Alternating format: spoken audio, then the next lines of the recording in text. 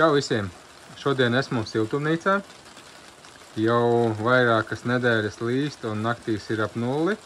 Tagad tikai līst un naktīs nav ap 0, bet ap +5. Ārā šobrīd ap +7 grādi ir dienā. Es parādīšu siltumnīcu, kā mums izskatās šobrīd. Tā, šobrīd siltumnīca izskatās tā. Viņa mums bija uzlikta slīpumā sākumā, bet tad mēs viņu pārtaisījām horizontāli. Izdomājām, ka jāpārtaisa. Tam bija savi iemesli, bet par to es izstāstīšu atsevišķu video, kā te viss notika, kā taisījām, kā līmeņojām, kā darījām visu. Bet šajā video ir tāda doma, kad jāuztaisa ir siltumnīcā zeme jāsagatavo, lai var iestādīt tomātus. Te ir, kā var redzēt, norakts nedaudz zem siltumnīcas līmeņa. Ar tādu domu, ka pēc tam varēsim uzbērt melnzemi virsū, bet tā kā visu laiku līst, tādas iespējas nav, tāpēc mēs tomātus stādīsim tā, kā ir šobrīd. Un pēc tam, vai nu šogad vēlāk, vai nākošgad jau pieaudzēsim to augsnes slāni virsū. Jo šeit tā augsne vispār ļoti slikta ir. Te ir tāda tā kā māls vai grants kaut kāds, brīžiem tā kā brūns māls. Bet te bija tā, ka iedurt īsti lāpstu zemē nevarēja tā īpaši. Tur laikam būs jāiepērk tie cirtņes, redzējis, ka izmanto tādus kā cirtņus zemes, jo šeit zeme ir tāda, ka ar lāpstām vairs netiek iekšā. Nu, lūk, apkārt viss slapš jau kuro dienu, siltumnīcās sauss kā tuksnesī. Tas normāli. Un te mums aug 4 vīnodziņas. 4 vīnogas iestādījām. Mēs gribējām tādas ziemcietīgas šķirnes, bet ņemot vērā Latvijas klimatu, tomēr izdomājām, ka iestādīsim viņas sākumā siltumnīcā, un pēc tam jau pavairosim, un tad jau stādīsim ārā, jo cik mēs esam dzirdējuši tās ziemcietīgās šķirnes un uz savas pieredzes, bieži vien ir ziemcietīgas priekš Kurzemes vai Zemgales varbūt, bet ne priekš Vidzemes augstienes. Tā ka šodien doma ir uzfrēzēt visu lauku, sadalīt 3 daļās. Un doma ir tāda, ka audzēsim mēs tomātus 3 rindās. Viena būs te, tad taciņa, tad vidū rinda, tad taciņa atkal un vēl viena rinda te gar malu. Tā ka, pirmais darbs ir uzfrēzēt, tad, sāksim frēzēšanas darbus, kā saka. Tā, tagad es nogāju visu ar frēzi. Nofrēzēju. Diezgan smagi frēzējās, neskatoties uz to, ka te bija jau viss uzrakts ar lāpstu iepriekš, bet rīktīgi smagi frēzējās vietām, kā akmenī gāja iekšā vienalga. Tā ka tagad mēs saplānosim, tagad es izlīdzināšu visu, nogrābsim nost to, kas grābjas nost kaut kādas saknes nezāļu vai ko, bet tas nav būtiskākais. Neravēsim tagad siltumnīcu, piemēram, šādus te savāksim, protams, bet neravēsim visu tā, lai viss ideāli, jo pēc tam ir plānots to visu apsekt ar kartonu un ar sienu, tā ka nav ļoti būtiski, ka te paliek kādas nezāles iekšā. Tā ka šobrīd mums vajag visu izlīdzināt, izlīdzināsim ar grābekļiem, un tad liksim rindas. Nu ko, ķeramies pie līdzināšanas. Tā, zeme ir izlīdzināta, nogrāb arī bišķīt nezāles nost. Redz, cik daudz sanāca. Pusķerra. Bet es arī baigi necentos, jo tur bija daudz vārpatu sakņu. Piemēram, šitādu te. Un tās jau baigi trakās. Bet, es izvākšu 100 saknes, vēl 7 miljoni šeit palika zemē. Tā ka nav baigi jēga vākt viņas vienkārši ir jāmulčē. Un vēlreiz jāmulčē. Un pie reizes arī iemēģināju 3 grābekļus. Viens ir veco laiku baltais grābeklis, tad ir lapu grābeklis, un tad ir speciālais zemes grābeklis tāds, ar ko grāb zemi. Jāsaka, ka tas baltais uzvarēja vienkārši vienos vārtos. Gan viņš var normāli pārstumt zemi, gan sadalīt kaut kādus cietākus gabalus, gan arī nezāles nogrābt nost, arī sienu viņš grāb labi. Šis mazākais grābeklis, tas ir domāts tieši zemē. Tieši zemē domāts. Viņš nav tik jaudīgs kā baltais, bet arī ar viņu var izdarīt, bet nav tik jauda liela viņam. Viņš tāds kā šaurāk posmaņam arī un nav tik jaudīgs. Nu, un, protams, ka lapu grābeklis. Lapu grābeklis ar to var tikai nezāles nokast nost. Bet man bija tieši interesanti salīdzināt, ko var baltais grābeklis. Jo šobrīd izskatās, ka šis baltais veco laiku grābeklis var visu. Un tie jaunie ir katras savai lietai domāti, protams, bet ar šo var visu, un platums viņam ir labs. Vienīgais, ko es gribētu atrast vēl, vai ir tādi ar garākiem zobiem un platāks arī. Tā, ja jūs zinat, vai ir garākiem zobiem un platāki grābekļi, tad ierakstiet komentāros, jo ar to būtu forši grābt sienu, bet gribas, lai viņš ir lielāks riktīgi. Nu labi, tad izlīdzinājuši esam daudz maz. Tagad jāsāk likt apmalītes būs. Nu lūk, un apmalēs ir saliktas. Tā tas tagad izskatīsies.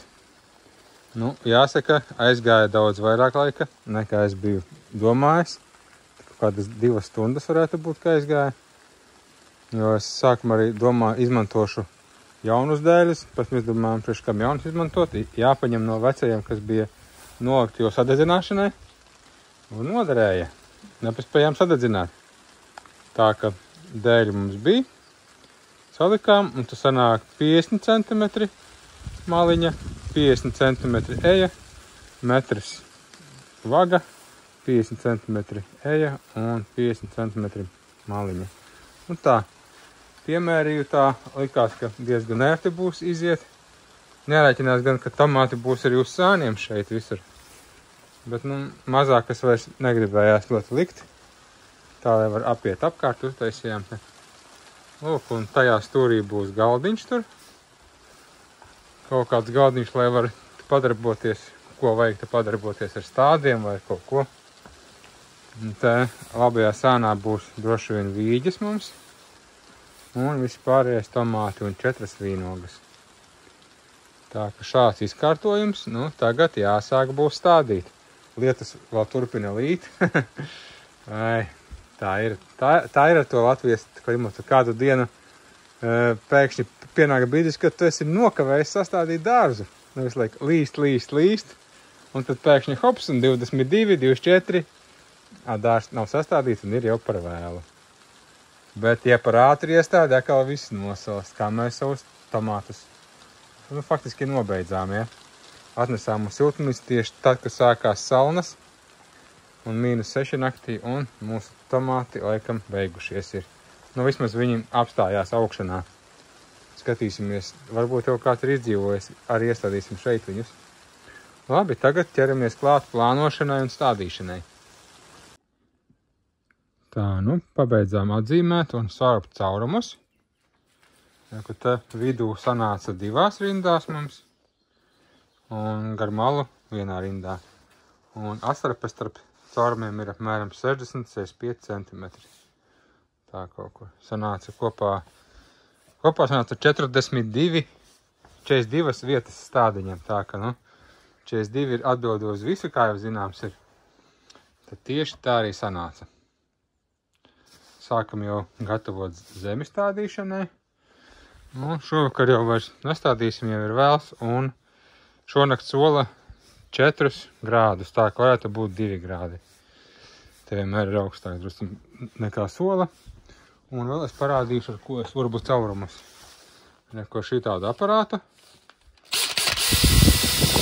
Šo es nopirku urbi Temu. Es laikam maksāju tur kaut kādi 12 eiro vai kaut kas tāds. Bet baigi labi viņš urbi.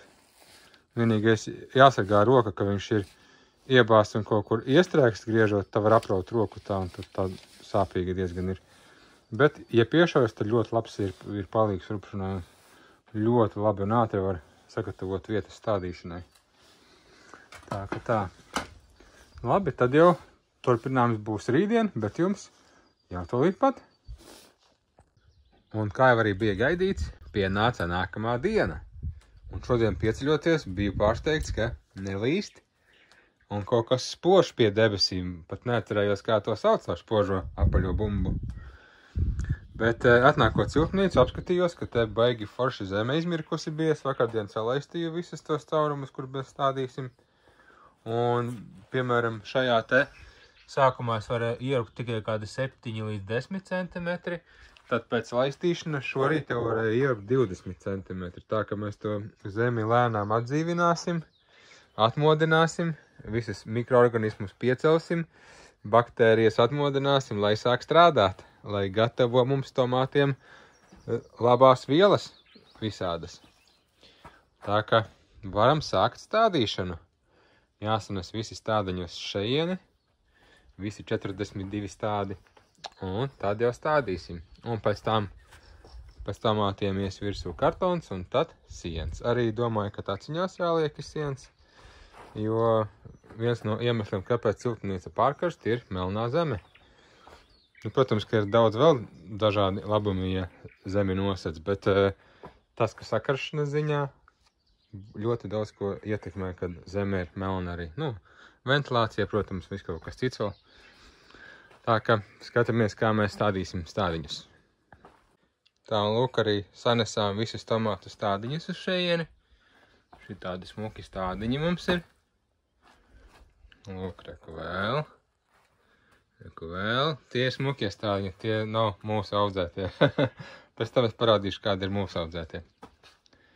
Tā, un šie ir mūsu stādi.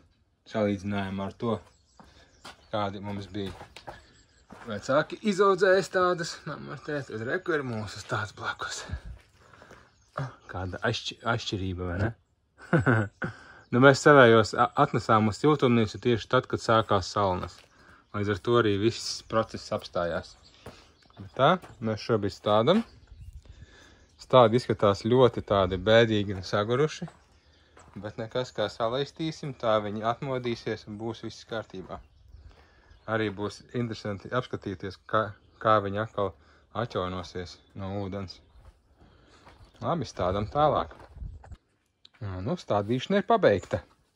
Sastādījām visus tomātus un salaistījām, bet iestādījām ne tikai tomātus, bet arī gurķīšus divus laikam un tomatillo un fizāļus, bet fizāļi lielie vai tomatillo tie nolūza. Reku, tā nolūza. Liekot iekšā, un mēs iespraudām viņu zemē, to atlikušo, bet diez vai, ka tur sanāks kaut kas. Un otrs arī nolūza, diemžēl. Tā gadās. Tur neko neizdarīsi. Un lūk, ir reku mūsu tomātu stādiņš, cik liels. Smieklīgi. Te gurķītis vēl, mūsu stādiņi. Un te aiziet jau normālie stādiņi, tādi sakarīgāki.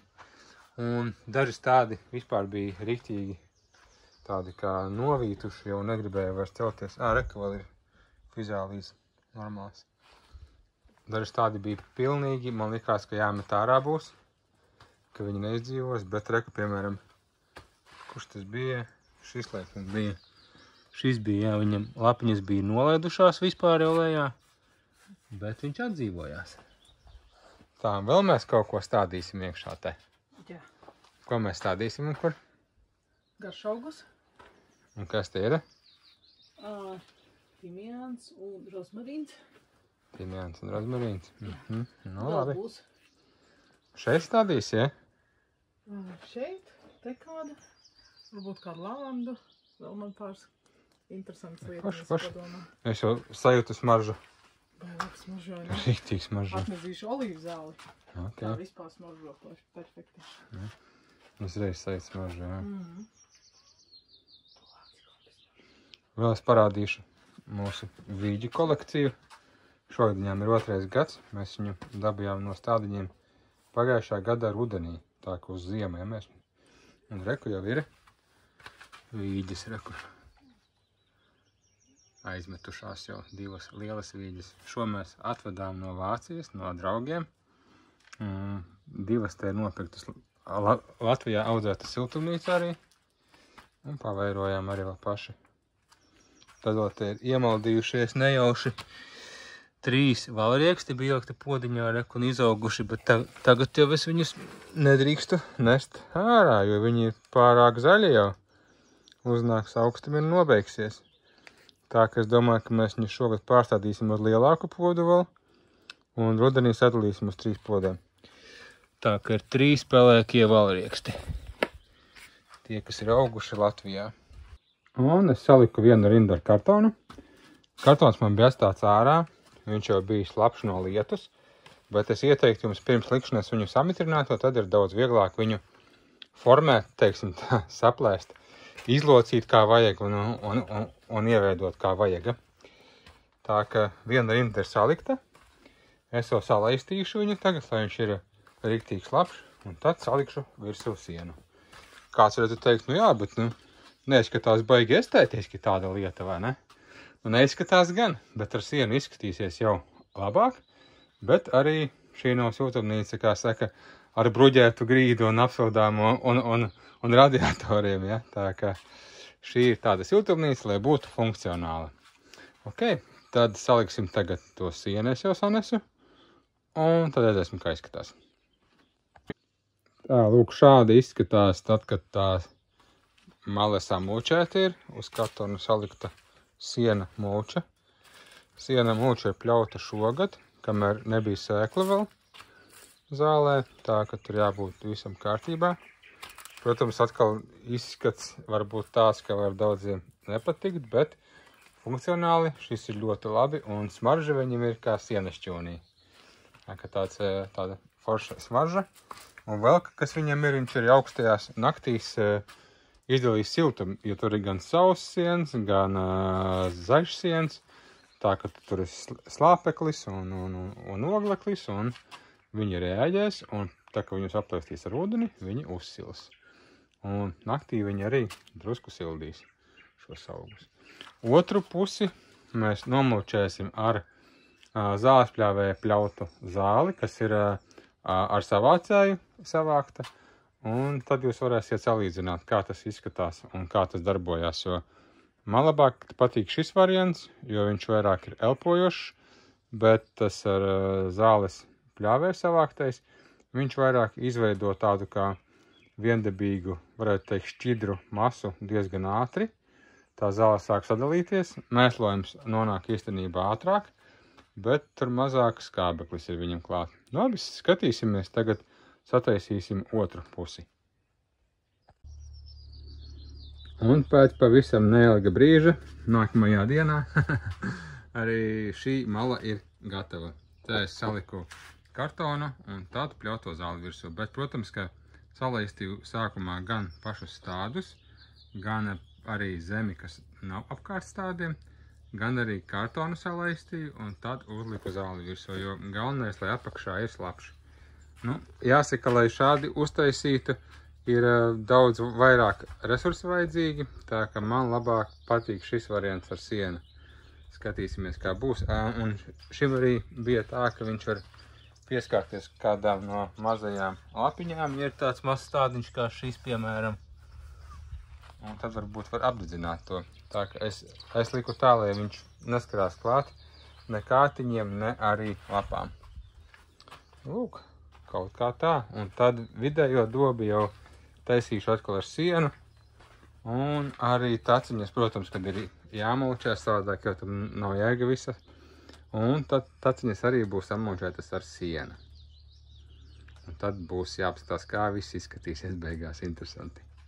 Abi skatāmies tālāk. Nu tā, un līdz ar saulrietu esam šo pabeiguši. Vidu samulčēju ar tādu pļautu sienu, kas ir garāks kā zāle, kas pļaut ar parasto pļaumašīnu, bet arī drusku īsāks kā parastais siens, ko pļauj vasaras beigās.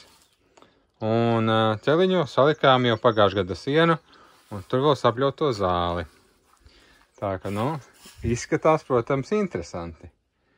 Bet es domāju, ka būs ļoti efektīvi. Celiņiem var arī tik biezu kārtu nelikt. Galvenais, lai viņi vienkārši nosec to melno zemi, lai neizlieko lieki ūdens un lai neuzskar siltumnīca. Bet savukārt vidū labāk sākt ir lielāku kārtu, jo, ja mēs to saliekam tādu mazu kārtu un tiek cauri gaisma, tad sanāk, ka mēs vienkārši esam piebarojuši nezāles un audzējam nezāles. Bet šādā te variantā, kad mulča ir diezgan daudz un vēl apakšā ir kartons, tad var neuztraukties, ka reku ir pienenēm sēkliņas, ja tur vēl kaut kādas sēklas trāpās, tas nav svarīgi, jo viņas nevarēs izdīgt, jo visu laiku ir tums apakšā. Tā ka, šis projekts šobrīd ir noslēdzies, viss ir salaistīts, arī celiņus drusciņi salaistīju. Un tagad es domāju, ka varam nākamreiz atnākt pēc nedēļas un apskatīties, kāds ir progress. Tā, ka uz doto brīdi varam šo video noslēgt un tiekamies jau pēc nedēļas.